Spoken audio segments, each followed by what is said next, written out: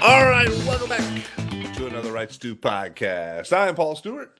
And I am Brian Wright, and we've made it to Monday, which for some people, yeah, it's tough. Yeah, you just got to keep grinding. You got to just put your head down. You got a list of things you got to get done, and let's get this Monday rolling, Brian. Hey, national title game tonight. The Gators and the Cougars. I mean, that's something. Well, that is something. It's not something that I'm super feel connected to, but I probably will watch if there's nothing else on.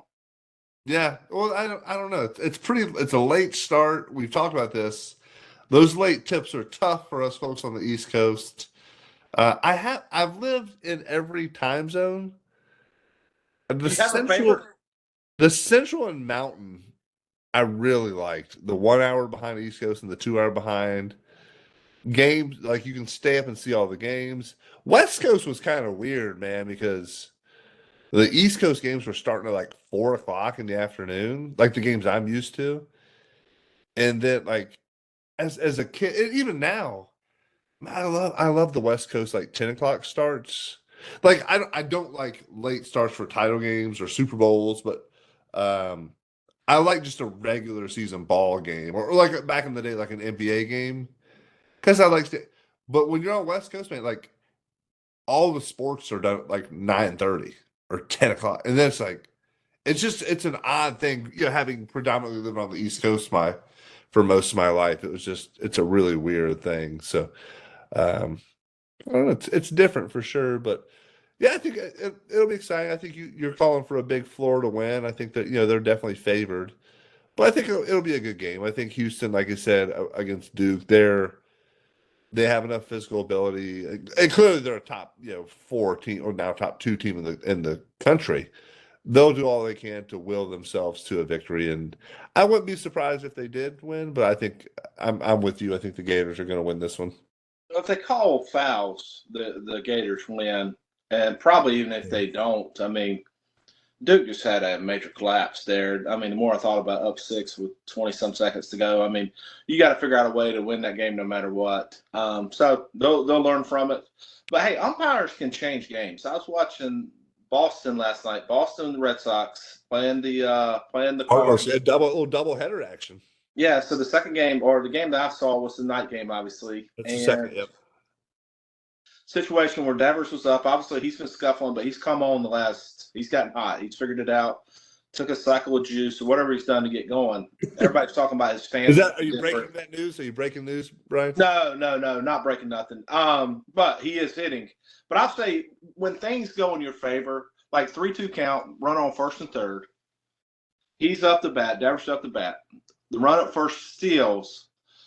The pitch was actually there. Should have been strike 3. Called it a ball. The catcher went ahead and reacted right because he's going to react. He threw the runner out. Could have easily been a strike him out, throw him out situation. Yeah. It wasn't. Loaded the bases. The pitcher for the Cards ended up giving up 2 or 3 runs. They got Bregman hitting behind Devers. And when they're both going, that's a pretty good combination. Yeah, it's really good. And they are going right now. And I don't know how many – I quit watching. I think they were up 7 or 8-1 when I quit watching it. But, umpires – they miss calls at every level, but it definitely can have a pretty big impact on the game. And when you're going bad, that's strike 3, right? You're going every good, call goes against you. Yeah. Yeah, when you're going good, that's ball 4. And I mean, it was right there. I mean, it wasn't middle, but it hit a lot of the inside corner. And it's just funny how this game works, how life works. It really.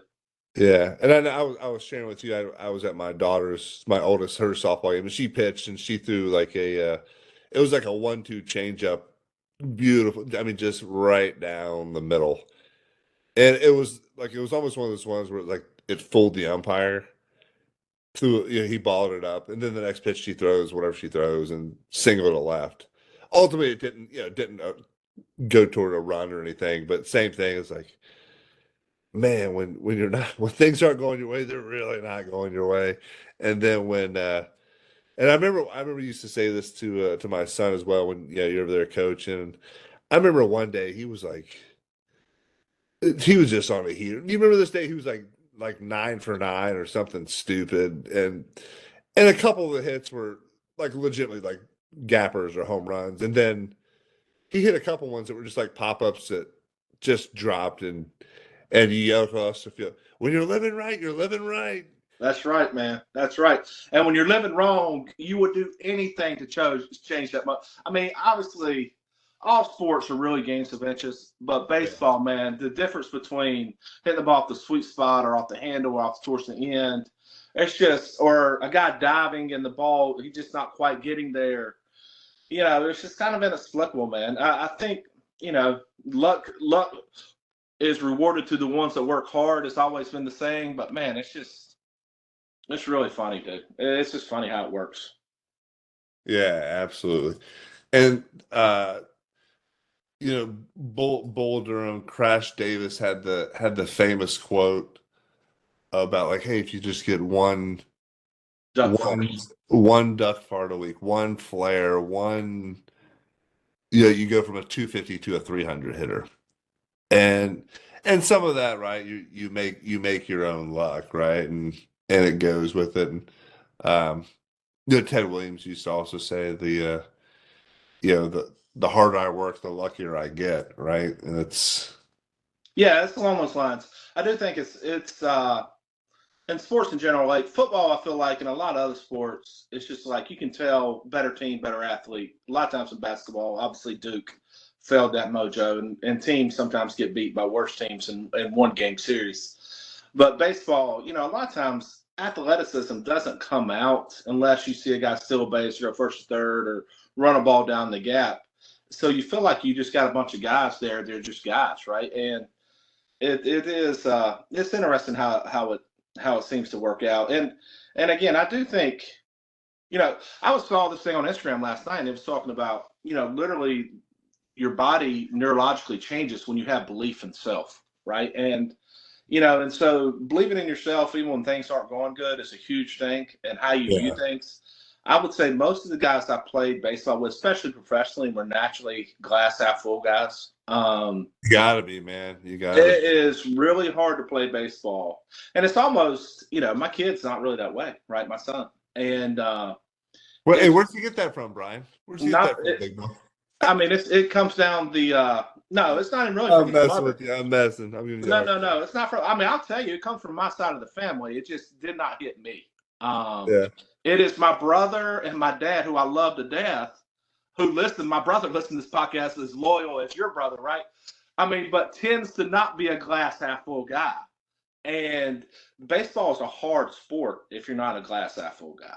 Yeah. Um, You better be really good.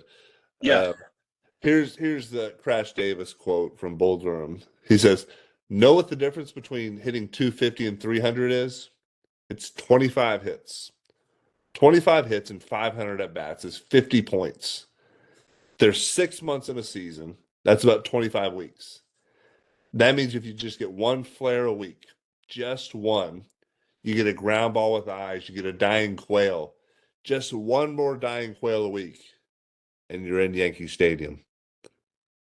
I mean, he was doing some sabermetrics before there were sabermetrics. He was looking at the analytics, putting the numbers together, and and I wonder how much that has changed over in 2025, right? Are they looking at that sort of thing, or are they still looking at, well, hard hit balls or hard contact or I think hard contact has become more of a metric because to hit 300, you got to, I think, and I may be making this up, I don't have anything in front of me, but I've seen to where a lot of your guys that are hitting about 300 are hitting balls hard over 40% of the time. yeah, which is So that, incredible. That's really incredible. Yeah. and so to really succeed, you always hear, hey, you're a Hall of Famer if you hit 3 out of 10. Well, you need to be hitting balls a little over, I think it's a little over 4 times hard to be able to hit 300. And with the stuff that I see, that's not easy, man. I mean, Yeah. I've seen so many good arms, so many guys throwing, 96, 97, 98, and not only that, throwing really hard sliders and really good changeups and making it really challenging for any hitter. And it really is amazing too to watch a big league game to see how good. I mean, those guys do hit the ball hard, but the defense is still so good, So and they good. they rob people all the time. And the actual playing surface of the field is so good. But those guys are getting the most true hops, and they're legitimately making. They're some of the best athletes in the world, and they're making amazing plays. And and they're still. I know the shift is out of baseball, like as it was previously, but like I saw Shohei smoke one up the middle the other day, and there's the guy just standing basically behind second base. I know. I thought there was supposed to be a piece of pie back there that you couldn't stand behind. I think they're testing that in the minor leagues. They haven't done it officially in the big so yeah. I mean, and I've seen it in college games too, man. I don't know. It's amazing how often the guys smoke balls up the middle and they turn into double play balls. And the reality is, 20 years ago, that's a hit. And there were some shifts happening, at least in college baseball. We weren't really doing it in minor league ball. They used to shift on Ted Williams. Yeah. Yeah. I mean, they're on one of the back of his old baseball cards. It showed like this is the shift they put on Ted Williams. They kind of had like little X's or little men standing on the field.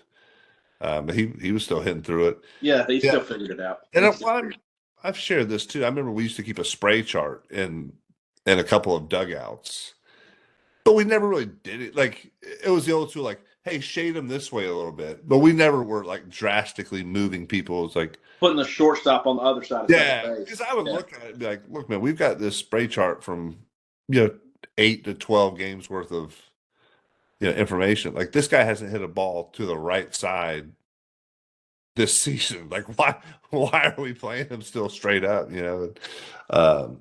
don't know. Again, that was late 90s, early 2000s, and a lot of old school managers and things like that. And you just kind of played it straight up, and you didn't know.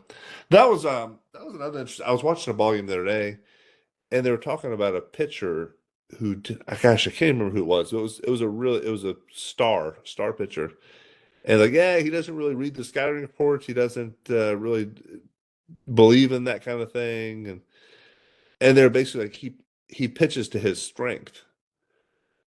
Like he's not going to go in and say, well, this guy can't hit this pitch. Well, it's like, well, I can't throw that pitch, so why does it matter, right? And that was basically what they're saying, is like he pitched to his strengths before he pitched to somebody else's weakness, which I truly believe in as well. It's right, like, man, go ahead and pitch like kind of like you were saying earlier, man. Pitch to where you're confident.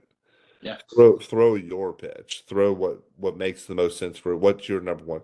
Full count, runners on base. You've got to make a pitch. What pitch are you throwing? Throw that pitch, right? Don't. Well, the number said that he can't hit a changeup or a curveball. Well, my changeup's garbage. I'm not going to throw it. You know what I mean? So.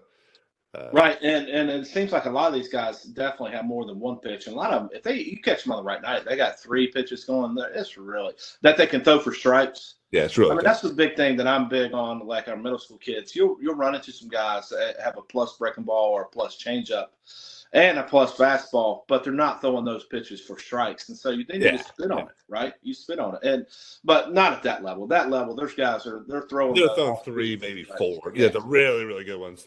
Cy Young guys are throwing 4. Yeah, that was always my dad would always tell that story when he was like kids were trying out for teams or whatever it was. He's like, he was looking at pitchers like, well, how many pitches you throw?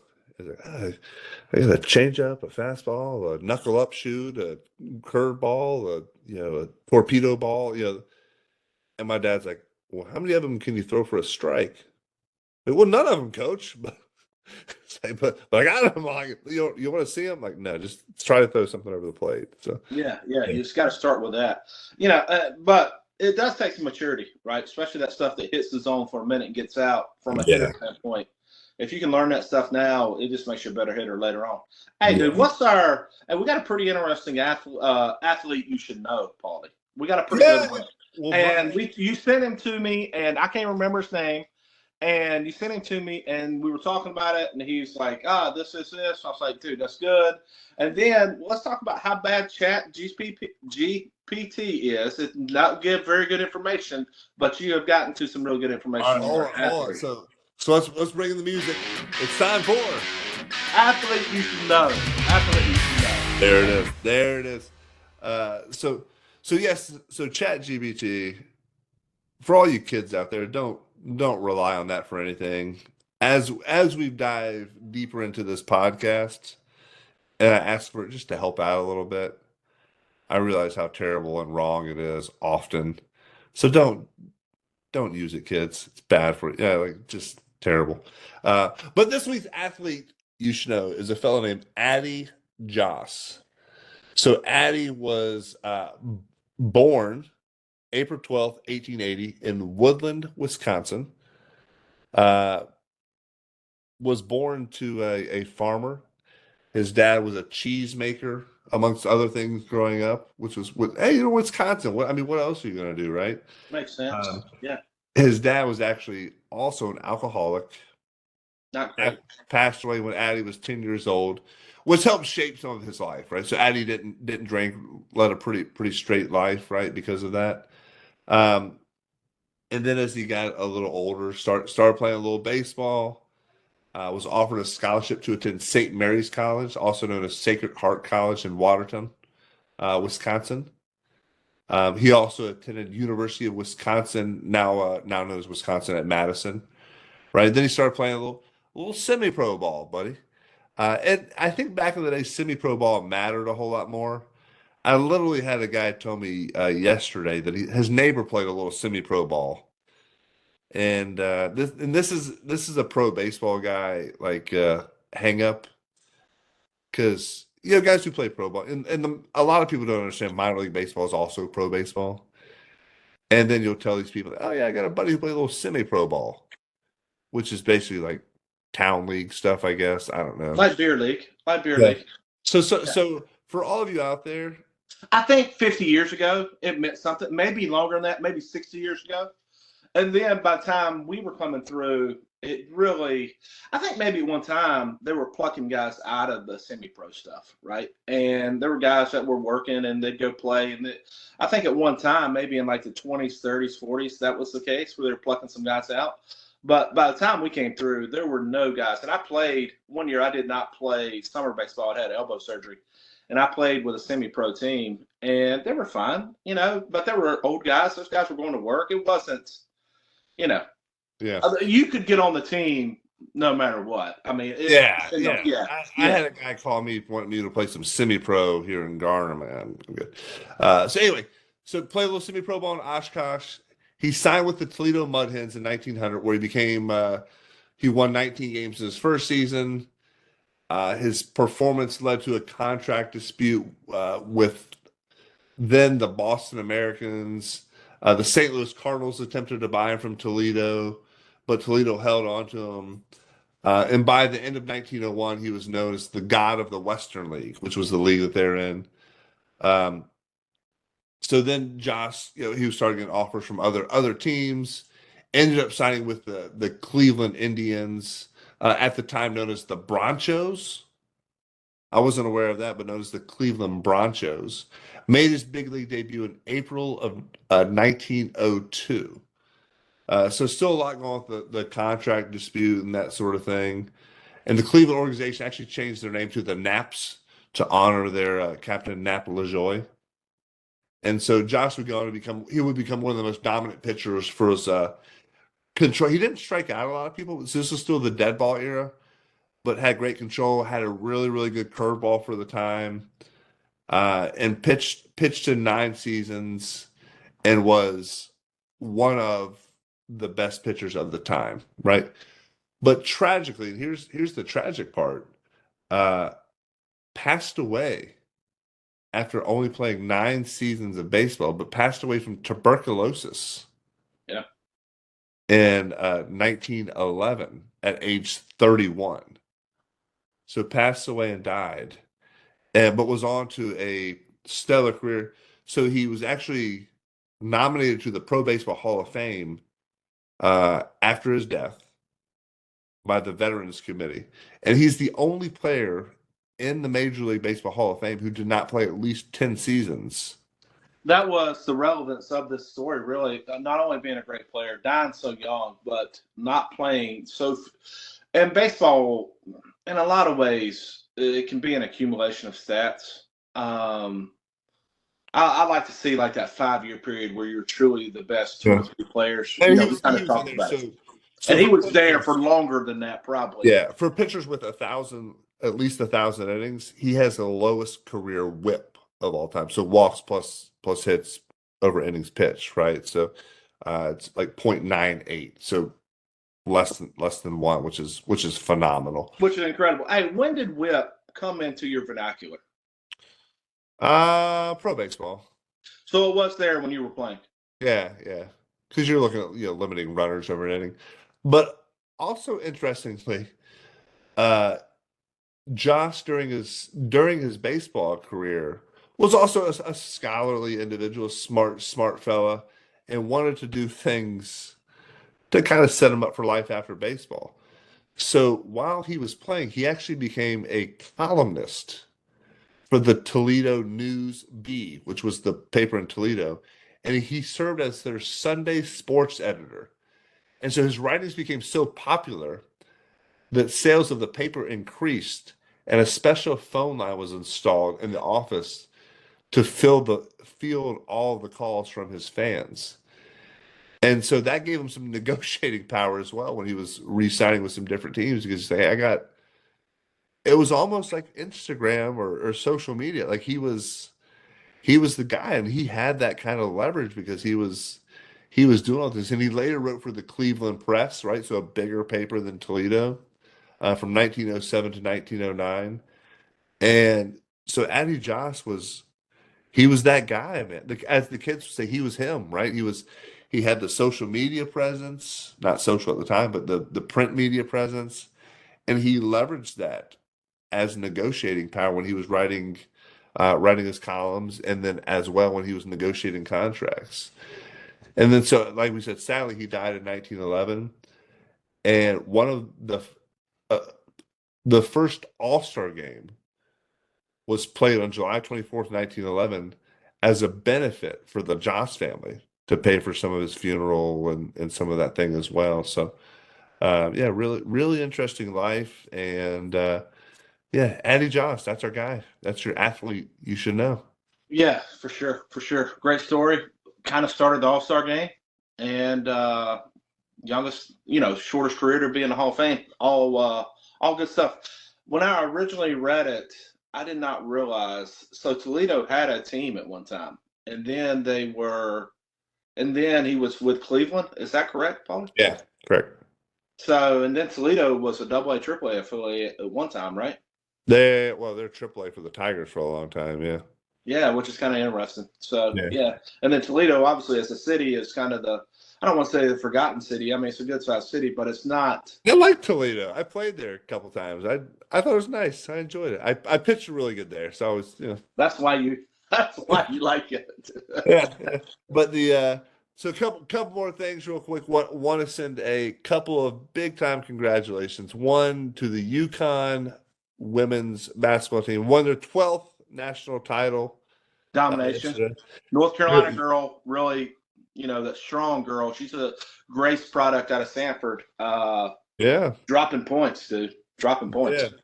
So Gina Auriemma, 12th national title for the Yukon Huskies, and just really, I mean, wasn't close. Beat South Carolina like a drum, man. That was pretty interesting. And then Alex Ovechkin scored his 895th goal. So now the scoring king of the NHL. So a couple of big national stories. So Hey, I'll congratulations. give you one local. Hey, Let's hear it. The pack Pack of walked NC off. State. Hey, walked off. Virginia was down 8-2 at one time late in the game. I think still only had 5 hits for the game, but scored 9 runs. And dude, ended up walking it off 9-8 in the bottom of the ninth with a 3-run home run. Apo Taco off a kid that's a 5th-year kid. I think. I know he came from a D3, which just shows that no matter where you start, if you can pitch at Virginia in key situations. And he's got good stuff. He's a lefty throwing 92, 93 plus slider. Umpire's zone got really tight in the ninth inning. The zone, I will say this, watching college baseball games, the zone is much tighter than it was when I played. Just because I'm sure they're being graded on it as well. But the zone got tight on him. He got down 3-1, kind of left the ball out over the plate, left-handed hitter, hit it one out, left center, walked it off 9-8. Got it. Way to go, Wolfpack. How about your Detroit Tigers? How are they doing? Paulie, I have not kept in touch with those guys as much. I've been birthday celebrating, and so I will get back. All right. Well, the Tigers for your birthday pulled out a victory. They beat the White Sox 4-3. So the Tigers sitting at 5-4. That's enough to be at the top of that division right now. So Tigers are doing some things right now. Game up in the AL Central. Awesome. All right. Let's have a good Monday. Let's do it. Out, go Pack and Tigers.